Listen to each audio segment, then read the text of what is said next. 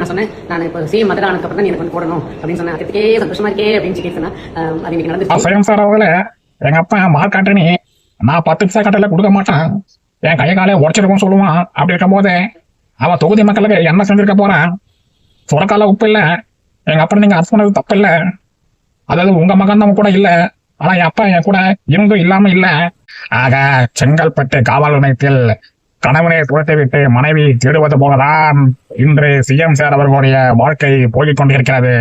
இந்த மாதிரிலாம் வந்து ஒரு நாகரிகம் இல்லாம ஒரு சிஎம் அப்படி கூட பார்க்காம அவங்க பர்சனலை பத்தி வந்து ரொம்ப தரைக்குறவா பேசிக்கிட்டு இருந்த நம்ம அரசியல் கட்சிகளுக்கு இனிமே என்ன பேச போறாங்க, இனிமே விஜயோட பர்சனலை பத்தி என்ன பேச முடியும் அப்படிங்கிற மாதிரியான ஒரு செய்தி தான் விஜயத்திலே சஞ்சய் வந்து ஒரு சிக்மா அவரோட திரைப்படத்தோட இன்டர்வியூக்கு போயிருந்த போது நம்ம விஜய் அவர்களை பத்தி ரொம்பவே நல்லா சொல்லியிருப்பாரு. அதுல இருந்தே வந்து பெருசா வந்து விஜய் அவர்களுக்கும் அவருடைய மகன் அவர்களுக்கும் எந்த விதமான கருத்து வேறுபாடும் கிடையாது அப்படிங்கிற விஷயம் நம்ம தெளிவாக தெரியுது. இப்போ சங்கீதா அவங்க வந்து டைவர்ஸ் அப்ளை பண்ணி வந்து செங்கல்பட்டு காவல் நிலையத்துல போய் கொடுத்துருப்பாங்க. இப்ப அந்த கேஸை வந்து அவங்க வித்ரா பண்றாங்க அப்படின்னு சொல்லிட்டு ஒரு அறிக்கை வெளியிட்டிருக்காங்க.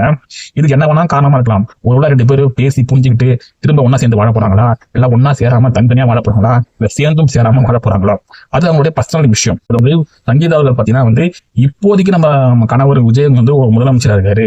சோ நம்மளை வச்சு இவங்க வந்து ஒரு அரசியல் பண்றாங்க அப்படின்னு தெரிஞ்சுக்கிட்டு இதுக்கு ஒரு முற்றுப்புள்ளி வைக்கணும் அப்படிங்கிறதுக்காக வந்து இந்த கேஸை வித்ரா பண்ணிருக்கலாம். இந்த விஜய்க்கும் சங்கீதா அவர்களுக்கும் பொதுவா இருக்க அவங்க குடும்ப உறுப்பினர் யாராவது ஒருத்தவங்க வந்து விஜய் சங்கீதா இருவருக்கு மத்தியில வந்து பேச்சுவார்த்தை நடத்தி இந்த மாதிரி வந்து கேஸ் வித்ரா பண்ண வைக்கிறதுக்கான ஒரு ஏற்பாடு பண்ணியிருக்காங்க அப்படின்னு சில பேர் சொல்றாங்க. இதுக்கு பின்னாடி இன்னொரு காரணமா கூட இருக்கலாம். இப்ப டிவோர்ஸ் வந்து ஒரு தரப்புல வந்து கொடுக்குறாங்கன்னா அது இன்னொரு தரப்புலையும் பாத்தீங்கன்னா ஏத்துக்கணும். அது மியூச்சுவலா கணவன் மனைவி 2 பேரும் ஒத்து போனாதான் அந்த டிவோர்ஸ் எங்கிறது கிடைக்கும். பட்சத்துல வந்து விஜய் தரப்புல வந்து இந்த டிவோர்ஸ் கொடுக்க முடியாத சூழல் இருக்கலாம்.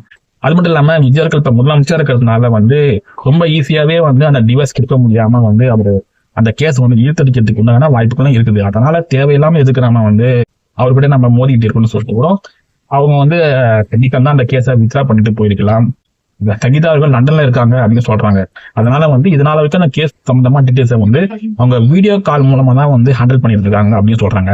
அதனால இதுக்கு வந்து போறதுக்கு தேவையில்லாம நமக்கு நேர செலவாகுது அப்படின்னு சரி இந்த விஷயத்த தேசிய விட்டுட்டு போயிடுவோம் அப்படின்னு சொல்லிட்டு அந்த கேஸை வந்து வித்ரா பண்ணிட்டு அவங்க குடும்பத்தை பார்க்க போயிருக்கலாம். அப்படின்னா தன்னோட மகன் நீங்க வந்து ஒரு டைரக்டரா வந்து கூட முன்னாடி ஃபியூச்சர்ல நடிகனா வர கூட இப்ப அவருடைய கணவன் விஜய் அவர்கள் வந்து ஒரு சிஎம்மா இருக்கிறதுனால அவருடைய ஒத்துழைப்பு தன்னோட மகனோட எதிர்காலத்துக்கு தேவைப்படும். அதனால இப்போதைக்கு எந்த பஞ்சாயத்தும் இல்லாம நம்ம வந்து விட்டு கொடுத்து போவோம் அப்படிங்கிற ஒரு மனநிலையில கூட சங்கீதா அவர்கள் இந்த கேஸை வித்ரா பண்ணிக்கலாம். சோ எதுவா இருந்தாலும் இது ஒரு நல்ல முடிவு. இதை பத்தி நீங்க என்ன நினைக்கிறீங்க கமெண்ட்ல சொல்லுங்க.